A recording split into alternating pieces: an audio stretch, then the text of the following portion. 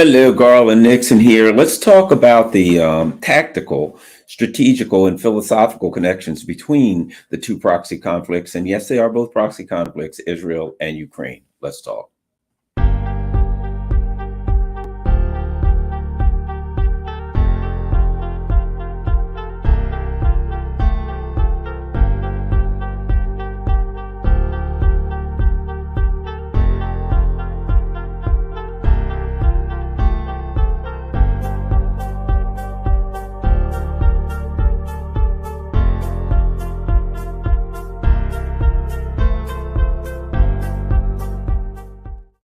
Hi, Garland here. We're going to talk about the two conflicts, which in a way are one conflict. We're going to talk about the connections. We're going to talk about what the problem is here, going on here. All right.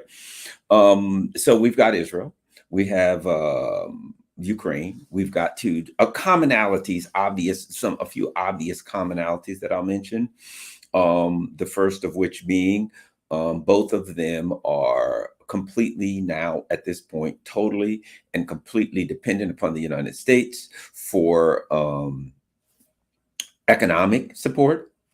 Both of them, their economies have completely collapsed as a result of the conflict that they've been they're in.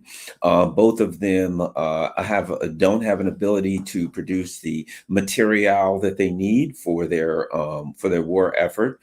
So that's obvious. Both of them are completely and totally economically and militarily dependent upon the United States. So therefore, when the U.S. says we don't control Ukraine, or Ukraine can do what it wants, it's an independent sovereign nation, out of one side of their mouth, and all of a sudden they say, well, we'll decide whether or not Ukraine can use this weapon or that weapon, do this or that, etc. Then it becomes obvious even to the casual observer that we're talking about a proxy, that we're talking about basically, in a nutshell, a mercenary army for the U.S. empire. Forget NATO. NATO is the U.S. empire. NATO is nothing more than an umbrella organization that the U.S. uses to bring together all of its colonies in Europe, and therefore take full control of their foreign policy. The discussion of a NATO expansion into the Asian Pacific region simply means we want to add New Zealand, we want to add Australia, we want to add South Korea, we want to add Japan, we want to add our colonies in Asia. Let's just bring them all together. Why should we have to deal with, the Europeans in one particular very, very successful from the perspective of a U.S. empire, one particular system, and we all got them together there, and then we have to deal with the Australians and the South Koreans and the New Zealands, and we have to pretend as though they're independent. Let's just put them all under NATO. That's all that ever was. That was, let's once and for all, we've got a bunch of colonies, let's make them all under one umbrella organization, and that way it'll be a lot easier for management purposes. That's all it was. It was an administrative management deal to create an Asian NATO, right? And therefore, to have an Asian NATO would also, what does NATO do? By its own admission, it expands. It just gets bigger and bigger and bigger, which just shows you that it's the empire. What do empires do? They only do two things. They expand as they grow. They get to a huge size. They become unmanageable. The people outside of them get furious. The people inside start to internal uprisings, and then they contract. The U.S. empire is contracting. It's lost Syria. It's lost it's losing Ukraine, it's losing some other areas that are walking away. And so it's contracting, and it's a way for the US empire, for an empire to expand. It expanded up to the Russian border. Now it wants to expand the empire up to the Chinese border, but it's a lot easier if you just make it one umbrella organization, and the US empire can expand under using one organization instead of having to send somebody to South Korea and somebody to this and somebody to Japan. I forget all that, right? Okay, so what we have, particularly the problem that they're running into in both of these proxies, right? One being simply an expansion of NATO up to the Russian border. That's Ukraine. We're going to take the borderland. We're going to take the country on Russia's border, which will allow us to put more pressure on Russia, eventually bringing about the destruction of Russia. That's the plan, right? As I've said many times, U.S. empire only sees two kinds of countries: the kinds that it has conquered and the kind that it intends to conquer. There's nothing else. So that's it.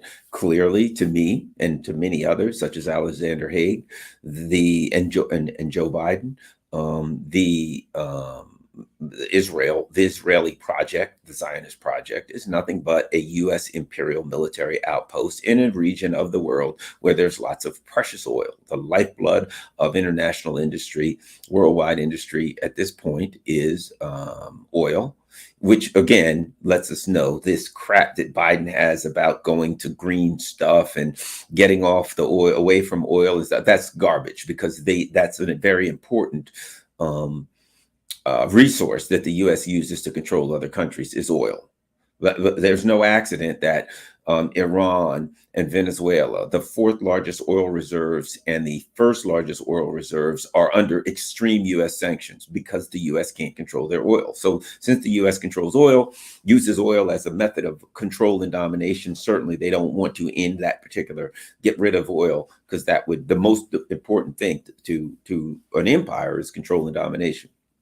Now, what's happening, one of the things that has been exposed, which is the nature of the U.S. empire, the nature of empires, period, it's the rules-based international order. And what is it? This is a big thing that all of them have in common, that this is the U.S. empire, and by proxy, their colonies have to or learn to accept the same way of viewing the world, right? And this is it.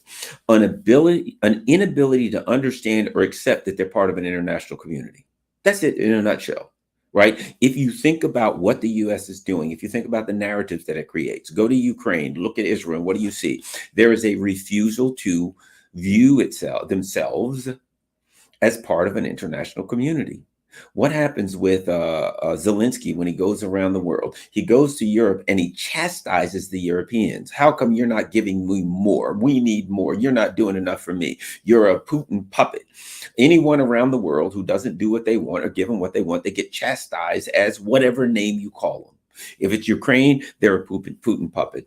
If it's Israel, they're Hamas sympathizers, right? They're anti-Semites. The International Court of International, the ICC, right? Basically, International Criminal Court, whatever the hell it's called. The bottom line is this: Israel basically said, you can't tell us what to do. Why? You are anti-Semites. You are Hamas sympathizers. I mean, bottom line is this: they each have a narrative. And this is important for these proxies. It's important. This is the way the U.S. works, right? This is it. Number one, you come up with a villain, a cartoonishly evil villain. It's Vladimir Putin. It's Hamas. Cartoonishly evil villain with no historical context, no humanity can be applied or accepted for that villain. These are just cartoonishly evil villains. It's Lex Luthor and Superman. It's Doc Ock, right? Dr. Octopus in Spider-Man. It's whatever the case may be. Now, when you come up with a cartoonishly evil villain, right? Because everything the villain does is evil, no matter what, just by nature of the fact that the villain did it. It becomes a who, not what. It's not what they did, it's who did it. The villain did it, so it's evil. The hero, the U.S. and its colonies did it, so it's good. Okay? So what you have now is this. Now that you have a concept of good and evil, it doesn't, you don't need to be part of an international community, because you're part of something much bigger than an international community.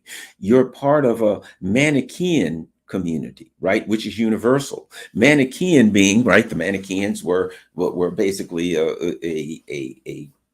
had a religious concept that said in the universe, there is a war between pure good and pure evil, which means you're on one side or the other, right? If you are on pure good side, then you got to do anything to stop pure evil. And if you're on the pure evil side, then anything you do is evil. So now I can do anything good. Everything I do is good by the, but just by the fact that I did it, everything you did is evil by the fact that you did it. So when we talk about an international community, that now goes outside of the what we'll call, I guess, a universal. This is big. This is the whole universe. That's why religion is such a big, important part of it, right? In the instance of the U.S., we're a Christian nation, or Israel is the Jewish nation. You got to add religion to it. It's very helpful if you add religion to the narrative, because then that helps you to broaden out into a religious and universal fight, good versus evil, as opposed to just a national or international one, where it's a little harder for the Ukrainians, because the Ukrainians are arguing that they're just good guys. Now, if you get down into it, they're saying we are neo-Nazis and we should control the white race around the world, but that has to be ignored within the context of this narrative. That doesn't exist within the context of this narrative. Anything that doesn't work for the foundation of the narrative must be ignored. So we get to, sorry about that, I'm losing my notes here. I'm losing my notes. I actually have some notes. There we go. We get to a bigger, something bigger than international. Think about this. One of the things that the U.S. argues is that the world is a hierarchy, right? The U.S. is going around the world rooting out authoritarianism and helping democracy, promoting democracy, right? And God bless the USA. Basically, it's a universal good versus evil. It's on this planet. There's good and evil, right? We just changed the words, communism and capitalism. Communism's evil, capitalism is good. So that doesn't work for Russia's not communism anymore. So we just changed the good and evil words out. Authoritarianism is evil and democracy is good. We've got new words because communism doesn't work anymore, right? And now we're authoritarianism versus democracy. But if it's the United States' job, if you think about it, if it's the US job to root out authoritarianism and to replace it with democracy worldwide, there's an obvious question. Who gave us that job? You see, that's where it becomes a religious now. God gave us, this is a God ordained, an order ordained by God, where one way of doing things is better than the other, and it's our job. See, we're not even part of either the authoritarian or the democracy realm. If you say the United States has a realm of authoritarianism, which is evil and needs to be stopped, excuse me, this planet has an element of authoritarianism that's evil that has to be stopped, and an element of democracy, which is good, which has to be promoted, right? The US is above all that.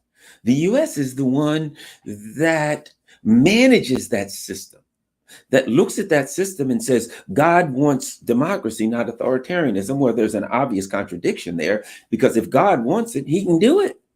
Right? If God wants it, if you believe there's an all-powerful God and God wants a particular system, then God don't need you. He can just snap his godly fingers. If God's had fingers, there you go. That's the system. If he can do anything, then he doesn't really need you, which shows the self-serving nature of this argument, right? It demonstrates when people say, I'm doing God's work. I always say, well, if you believe in God, why does he need you to do his work?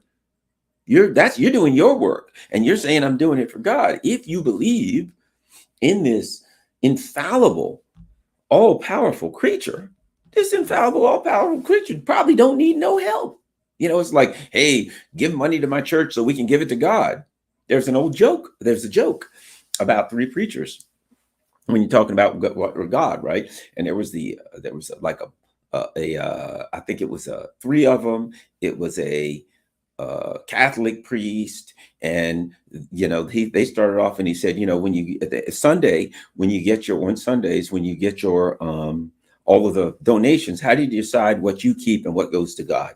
And the priest said, well, here's what we do. We draw a circle on the ground. We throw all the offerings up in the air. Whatever lands inside the circle, we keep. Whatever lands outside goes to God, right? They went to another, whatever, Episcopal, I don't care what you have, right? This other preacher. And they said to him, They said, well, how do you do it? How do you decide what you keep and what goes to God? And this other preacher says, well, here's what I do. I draw the same circle, but I just do it the opposite way. I throw it up in the air, and whatever that guy said, if whatever goes inside goes to God, whatever's outside to me, right? So one of them says whatever goes outside the circle goes to God, whatever's inside I keep. The other guy says, well, I do it the opposite way. Whatever's inside goes to God, whatever outside. Then they get to the old country preacher, and they said, hey, country preacher, how do you, when they pass the collection plate and you got all that money, how do you determine what you're going to keep? He says, that's easy. He says, I don't even draw a circle on the ground. He says, I throw all the money up in the air. Whatever God wants, he can take. Whatever hits the ground is mine, right? Okay, so that's the joke. But the joke is the same. It means well, if you're doing God's work, why did God need you to do his work? It sounds like a self-serving racket to me, right? That's what this whole thing ultimately is. That is the nature of imperialism. It's coming up with a narrative that allows you to be the boss, what allows you to be in charge, what allows you to do anything you want, right? Now, there's a problem with that. And the problem is internally. The problem is you have citizens that can think. So you got to brainwash them. Therein, you come up with the narratives of good and evil. Because when you say to your citizens, I know you want schools and you want roads and your family wants to have health care and all these kind of things, we ain't giving it to you. We're going to spend it all on war. We're going to spend it all in imperialism. You need to come up with something that convinces them to make the sacrifice, right? So what you do is you say to them, look, I know you want goodness and righteousness throughout all the planet. Yeah, that's the mission we're on, dude. We're on a mission. You don't say a mission from God, but you imply it. We're on a mission, and the mission is we're going to save the world from evil and only institute good, and we're going to be the ones to define evil. Evil is authoritarianism, good is democracy, and we will, on a case-by-case basis, shall we say, determine what is authoritarianism and what is democracy. Now, where you get that now is this. You got BRICS. You got the Shanghai Cooperation Organization. You got the United Nations, things of that nature, right? And what those are, international organizations are supposed to be, is tools for the international community to resolve issues, to make things work smoothly, to address disagreements, things like that, right? To keep things running smoothly without war, and with the understanding that there will be disagreements, but figuring out how to resolve those disagreements in an amicable way, right? But if you're on a mission from God, you don't need those, do you? See, the problem the U.S. has is the rules-based international order means that there is a hierarchy, and the U.S. is God over this hierarchy, or let's just say Jesus, right? Is God's assistant, is Muhammad, whatever you want to put it, right? But they're the messenger of God, the voice of God, the sword and soldier of God, and their job is to make all these determinations on behalf of God, of course, and to then execute justice. There we have Israel. Does the government of Israel, which is a proxy for the U.S., do they recognize themselves as part of an international community? Absolutely not. Absolutely not. They say we can do whatever we want. And when the international community says we ain't down with it, they say, well, we come up with a narrative. We come up with the standards by which you join right and wrong. And you know why we can do that? Because we got the U.S. empire. Because we are a front, we are a face, we're a mask for the U.S. empire here. And because of that, we know it, you know it. Well, excuse me, actually, the Israelis, they've created such a fascist mentality that they don't even recognize it anymore. You know what I mean? They think they're real, right? It's the puppet that thinks he's a real boy when he's still made of wood. They believe that they are, internally, they are the messengers of God, the this and all that kind of crap. And so realistically, they believe, I would argue this, that the Israeli leadership believes that the United States supports them, not because they're an they're a military front in the oil region, but because God has assigned the U.S. as its personal protector, its personal guardian angel. That's the way they look at things, right? So they think this is all part of God's plan. But it comes back to this, which means there's no international community in that way of thinking. We can't be judged by our behavior because what we do is good. Our behavior is always good. We're going up against pure evil. And anybody supports, why did they say you're a Hamas supporter? You're a Putin puppet if you're Ukraine. Why? What they're really saying is Hamas, Putin, this is the evil. We've assigned these groups, these people, whatever you want, these entities as evil. Therefore, anyone who supports them is evil. So when you say something that even sounds reasonable, when you say, look, I'm not going to take sides, but this seems to make sense. To do anything other than support the hero is to support the villain. Right? Think about it. People say when I'm like, they're like, "Will you vote for Biden?" Oh, hell no! You got to support Biden or Democrats. You go, oh, you must be a Trump supporter, right? You must be a Republican. I don't know how many people have said that. I'm like, why would I support either one of these maniacal, crazy, warmongering, neoliberal parties? Ain't happening. But because they've been given this binary way of seeing things, there's the good people versus the bad people. There ain't no other options in their mind. You don't support Biden, you must support Trump. And there's a lot of Republicans see the same thing. You support Trump, no, oh, so you're a Biden supporter. They don't have a concept. It shows, it demonstrates the good versus evil, the binary way of thinking. And once you get into that binary way of thinking, everybody says, it's good versus evil. I've yet to hear somebody say, well, the universe is about good versus evil. And when you ask them, well, which side are you on? I've yet to have somebody say evil. Everybody always says the same thing. Well, what a silly question. Of course, I'm on the side of good. Well, let me ask the other guy you're against. What side are you on? I'm on the side of good. Everybody's on the side of good. So apparently there's no evil, right? Because the reality is this, as you probably know, it's far more nuanced than this. There are historical contexts here. There are contexts of the interests of various parties. There are coalitions of parties, right? And what we have created is a dynamic where the rest of the world, right, because the US has created and its vassals have created this villain versus hero narrative internally so they can brainwash their people into going along with crap. The rest of the world now simply, or excuse me, outside of the US empire's vassalage, colonial power, which is mostly like the global South, and even some local parts that colonies that don't want to be colonies, like Hungary, like Serbia, like now Slovakia, right? Like Georgia. They're looking at it and saying, look, I may not be in love with being part of the Russian sphere or any other China sphere, but I just want to be part of my own sphere, right? So, but outside, again, these things generate the same dynamic.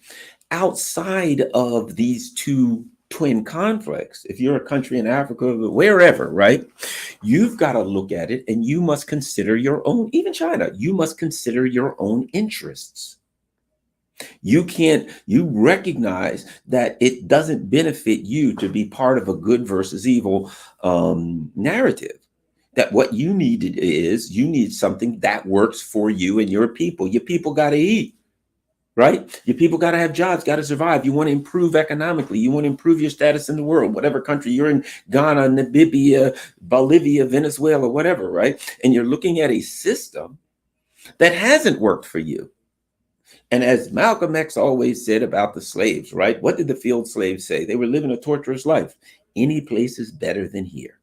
So when someone comes to the field slave and says, would you like to run away from the plantation? What does the field slave say? Any place is better than here. So you now have a bunch of countries, when they have to make a decision, when the US says you're either with us or against us, they look historically at how life has worked out for them under the current US-led system, US-dominated system. Led implies that the US somehow is leading the system through example or something like that, other than dominating it through economic and military coercion and diplomatic coercion and threats. These countries then say, that didn't work out all that great for me. Any place is better than here. And as they see the dawn of what people call a multipolar system, where I call a multi-nodal system, keep in mind, nodes are points in a network are nodes, right? When you use the word node, it implies a network. An important point in the network where lines connect are a node as opposed to a pole.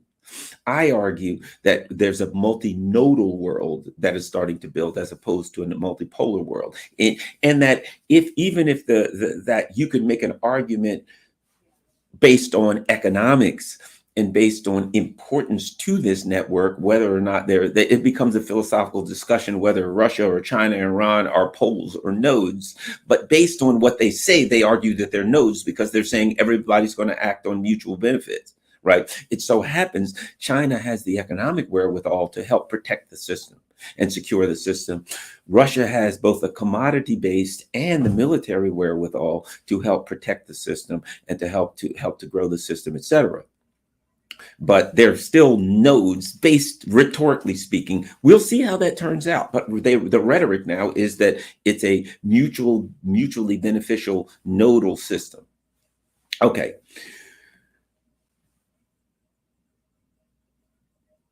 The other thing I'll argue is this, and I think these the similar things. They're very similar in that they're run by the same people. There's a pretense that the Israelis are making the decisions and that the U.S. is sitting in the background saying we can't control these people. They're doing whatever they want. There's also a fraudulent argument that, well, the Ukrainians don't always tell us what they're doing. It's an independent nation, blah, blah, blah, right? They're both absurd. If they have no economy, and the US is their economy, if they have no military industrial complex and the US is their military industrial complex, we're supposed to believe that the US is going to be hands off these two countries and allow them to make their decisions and just assist them with what they request, right? However, at the same time, Georgia, a country that is supposedly an independent sovereign nation, the U.S. is using massive coordination to stop Georgia from passing a foreign agents law that is just like the one the U.S. here. So the U.S. says we have a right to tell Georgia what to do and control their democratic inner workings. Venezuela has an election coming up. And the U.S. says you got to do it this way or that way, and you got to have this person. Why can't you have that person? We want this person. So what the U.S. says is we have the authority to completely dominate Venezuela's inner workings regarding their electoral system. Mexico has an election. The U.S. is sticking their nose all over it, right? Georgia. So the U.S. is saying when it comes to Georgia, when it comes to all of these countries, we can tell them what they can and can't do. We can completely dominate their system. We can tell them who they can run for president and who they can't run for president. We have a right to do that. But not when it comes to Israel and Ukraine. Now they're on their own. We're supposed to believe that you're going to overthrow government, that you're going to meddle in, that you're going to argue. You have a literal right to decide who Venezuela can allow to run for president. They said, we're not going to allow this woman to run because she was part of overthrowing the government. And the U.S. says, you got to let her run. Through their democratic process, Georgia passes a Foreign Agents Registration Act, similar, just like the one we have here, internally using their democratic process. And the U.S. says, look, you can't do that. We'll sanction you. That's your internal democratic process, but you can't do it unless we tell you what to do it. They'll say to Cambodia, you can't build a base with China. They'll say to Solomon's Island, we won't rule out invading you if you allow Chinese ships to come to the Solomon's Island. They'll go around the world telling countries what they can and can't do. But we're supposed to believe that they won't do that with the two countries that they pay all their bills, that they're now paying all the salaries of all the politicians in Israel and in Ukraine. They're providing them with all the military weapons. They're providing them with targeting. They're providing them with everything they need. But those are the only two countries in the world that the U.S. doesn't feel that it has the authority to completely control everything. You've got to be real stupid if you believe that one. That makes no sense whatsoever. They don't provide we don't provide money to Venezuela. In fact, we sanction them, but we have a right to tell them who they can and can't run for president. What about Venezuela and, what about Israel and Ukraine? No, they're on their own. Well, we got no authority over them. We just give them whatever they ask for, but we don't use that in a coercive manner. We just ask them in fact, we say, we don't think you should do this. And they say, we're going to do it anyway. And we say, well, We would stop you if we can, but we really have no leverage over Israel or Ukraine. They're just going to do it. They come. How stupid does one have to be to believe that narrative? The fact of the matter is, I make the argument there is no country called Ukraine. There is no country called Israel. They are U.S. imperial military outlets. One for the Middle East, where the oil is, the other to expand up to Russia's border in a so part of a long-standing policy to destabilize and destroy Russia. They are one and the same in every way, and they have been created. You think it's an accident that it just happened by happenstance? That it's just coincidence that both of them have fascist governments? You think that's coincidence? You think the United States? Let me ask you this: what does the U.S. have a history of doing in Iran, in South America?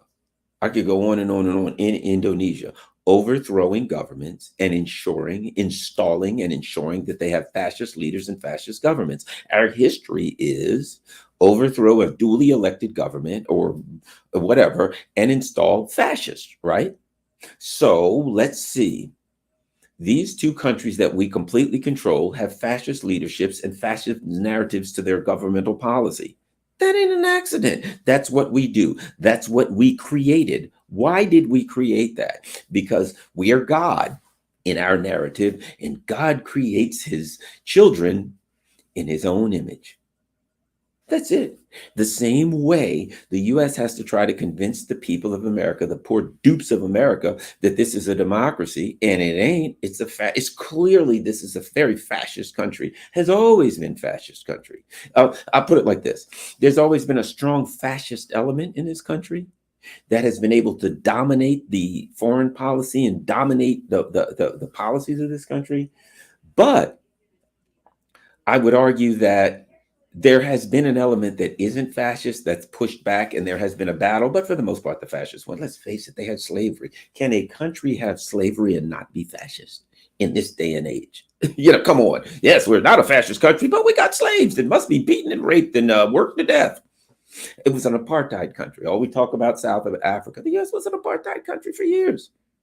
Can you really be an apartheid country and not be fascist? I don't think you can. I think the U.S. has a fascist history. A lot of people couldn't vote. We've called ourselves a democracy or republic, whatever. Well, could black people vote? No, they were slaves. They couldn't. And afterwards, they couldn't. Could women vote? No. What did we start with?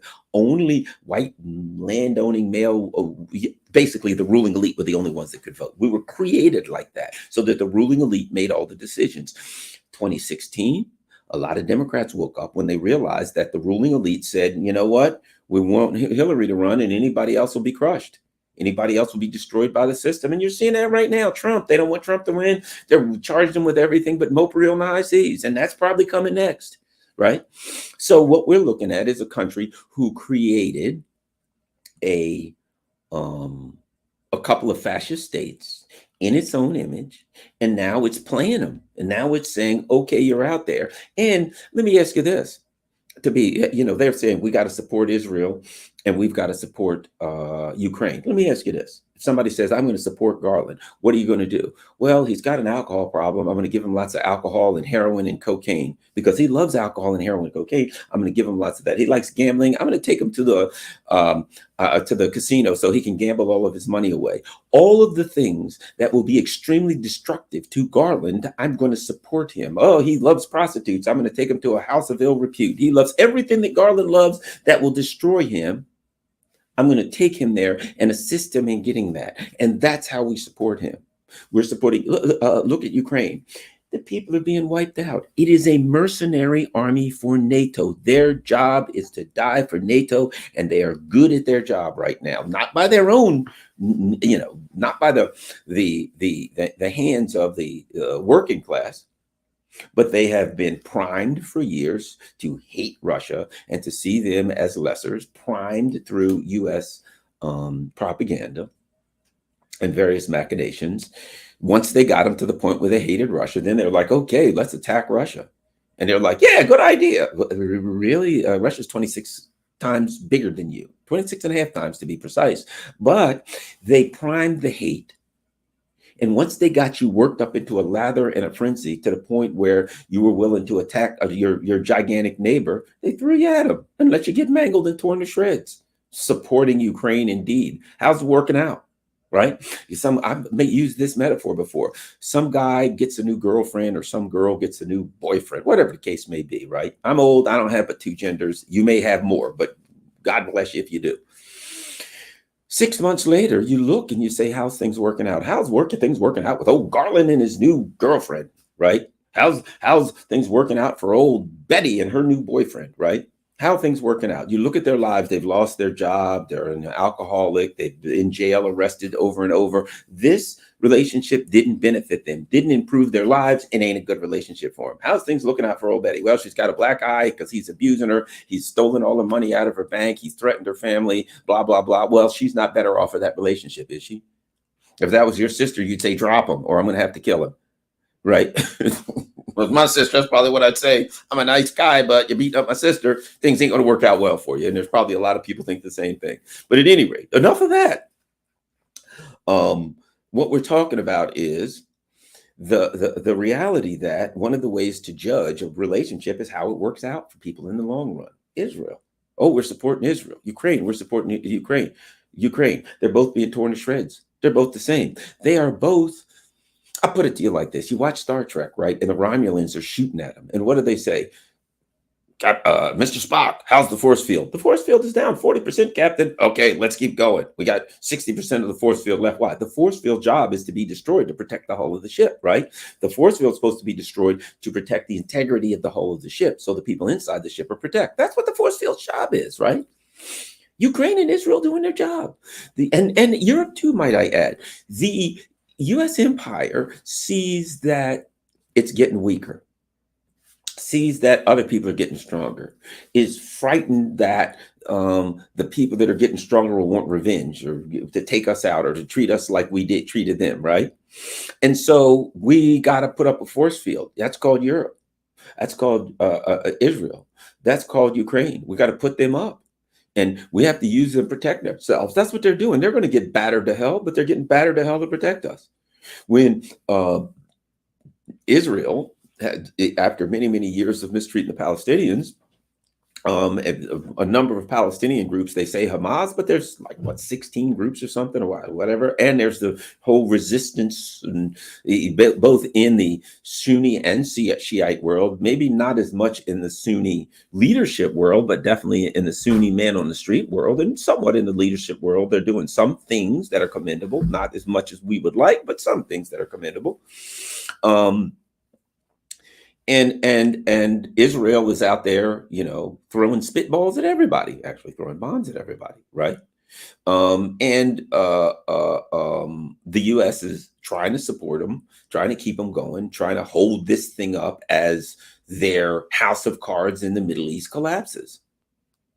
That's all it is. They're trying to hold this thing up because they're frightened that they will lose their imperial outposts, and they don't give a damn if every Israeli dies. They don't give a crap about that. More the merrier. What do they care? As long as they maintain the imperial outpost. If all the Israelis die, they ship somebody else out there. Right? What do we have? We got a bunch of black people. Tell them they're the real Jews and they need to go to Israel. What are they going to do? Fight off the Arabs and die just like the Israelis? That's their job. Ukrainians, that's their job. Your job is to be a thorn in Russia's side and to be a mercenary army. And it's going to be costly, but better you than me, huh? Sucks to be you. Keep up the good work. These are twin projects. And might I add this. One of the things that people look at when it comes to Israel and Ukraine, and they'll say they're tactical with no strategy, right? They're doing things from day to day, but there's no big strategy involved. Right. Ukraine's doing all what are they doing? They're just firing Storm Shadow missiles at some random place in Russia. And there's no tactical advantage to that. That's not going to help them on the battlefield. Well, look at all these stupid things that Israel's doing. They're not giving themselves a tactical advantage. And strategically, they're even when they get a tactical victory, they get a strategic loss. But That's a discussion to be had only if you see these conflicts as individual and separate conflicts, and you view strategy in the context of that as an individual conflict. How does throwing a storm shadow missile at Belgorod or whatever the hell and killing a bunch of civilians, how does that help Ukraine's effort to win? If you think Ukraine is a country that's trying to win a conflict, it doesn't. But if Ukraine itself and if Ukraine and Israel are both political tools and military tools, and both of those conflicts are tactical moves and part of a strategy of world domination, then it makes sense. See, it's not that firing the Storm Shadow missile at Belgorod is a tactic and the overall strategy is to defeat Russia with Ukraine. No, no, no. The overall strategy of using Ukraine to weaken Russia as a political and military tool against Russia, the overall tactic, that is a tactic as part of an overall strategy of world domination, of getting back what they think they had, which is hegemony. So it's like, look, let's do this and piss Russians off. Maybe they'll do something, whatever. Maybe we can drag other people in. Maybe we can get Poland. We can do all that. Why? To win in Ukraine? Hell no. To weaken Russia so then we can take out China. We can go around. We can control the world. What about Israel? Hey, that's going to help with the Palestinian. We don't give a damn about the Palestinian issue. No, this is about dominating whatever we can do to ensure that we can continue to dominate the oil-rich region. If you see both of them as part of, each one of them as a series of, or part of an overall tactical maneuver, or various tactical maneuvers, because the overall strategy is China's growing. Iran won't do what the hell we says. Russia's growing. We have to control the oil-rich region, or at least have a foundational foothold in the oil-rich region of the world, so that Russia or China doesn't control it. That's number one. We got to have that. Plus, we got to be able to reach out to Africa and AFRICOM, etc. So we're screwed if we don't have that. And we got to have a certain level of domination. And we got to continue to weaken Russia, so that will allow us to take out Russia and China, because we're so smart. We'll take them out, and then we'll get back to dominating this world in any way we choose. So these are just tactics. There's not a strategy to win in Ukraine. There's a strategy to dominate worldwide, and we'll use that particular tactical effort to do it. And as far as Israel's concerned, it ain't about Hamas. It is about the kook birds that run Israel, but about the U.S. empire. It ain't even about Hamas. I argue that at some point they'll wake up and say, look, can we find some way out of this that still allows us to dominate the region? The problem is there ain't no way there. You can't get there from here, but they're going to keep trying until they collapse. So what's happening is now the question has become, and here's the obvious question for people. Now that it's clear that the U.S. and its colonies do not view themselves as part of an international community, that they do not have to abide by any rules that would give security to the world, that rather than that, they're simply trying to dominate the world through brute force and coercion, right? It becomes a certain questions arrive, and that is this: how do they deal with the reality that they can't? That's the only question. Do they take it to nuclear war? Do they collapse? Do they turn into, certainly we know internally they're going more and more fascist to tamp down dissent, but that's what it comes down to. How does the U.S. empire deal with the reality that its twin wars are both futile, that what they're really at war with is modernity? And by modernity, what I mean, I don't mean new technology and stuff like that. I mean modernity in the context of the modern world, which I could have said modernity in 1700s and still meant the same thing. The world is change, right? The world is not static. We are not static people. When you name a whirlpool, right? I'm walking down the creek and I see a little whirlpool in the middle of a little stream, right? I use the term whirlpool, but what is it? Is there static water in that whirlpool? No, the water is constantly moving. And that whirlpool may be gone tomorrow. The whirlpool is an action, it's a doing, it is whirlpooling, right? It's not just something that's standard and static. The whole universe is like that. Are you the same person? You cut your nails, you change your hair, you get new glasses, you gain weight, you lose weight. You are a process. If I say the University of California, what do I mean? 50 years ago, they had different buildings, some of the same, different teachers, different people, different students, everything. Every year there's different students, different people. When I say that, what is it? The University of California. It is a changing, it is a verb. It every day somebody leaves, somebody comes, something happens, something's different. So when we talk about a whirlpool, when we talk about the world, when we talk about everything, things are verbs. Things are constantly changing and adjusting, right? Our whole body changes, what is it, every 7 years or something? So we ain't the same guy we were 7 years ago. The university, I mean, the world is not the same as it was last week. Every week. What about the Iran? People say, well, the Iran attack on Israel, boy, that changed things. We could go on and on. Things that change things. Things are changing. And the war, the true war of the US empire is a war on that change, because that change inevitably means that power is going to move and change hands, and you will not be able to use the same coercive methods that you can to dominate people. And that people get tired of those coercive methods and they'll find ways to mitigate them. And that's where we are. And Israel and Ukraine, they're both methods to try to maintain a domination that they lost a long time ago. At any rate, thanks a lot, everybody. Got to run, got some things to do. Get ready to do another I'll get ready to do another interview in 10 minutes as it is. So here's what I'd like everybody to do. Don't forget, follow me on Rockfin. That's ROKFIN.com. In case I get thrown off of here for one reason or another, you can find me on Rumble. You can find me on Rockfin. Also, Rockfin, don't forget, they don't have advertisements over there. So the way there's no free speech problems. I'm not going to get thrown off Rockfin. If you can afford it, it would be great if you could join my channel at Rockfin, become a subscriber. It's $14.99 a month for those who can afford it. For those who can't, no problem. Just make sure you share this on all your social media platforms. Also, you got follow me on Telegram, Facebook, stuff like that. Also, patreon.com. You want to know what that is. PayPal. Buy me a coffee is always great. And of course, my Cash App info is there. Anybody can afford to support the channel, fine. If you can't, don't worry about it. Just keep your money for your family. Share this on all your social media platforms. Peace. I'm out.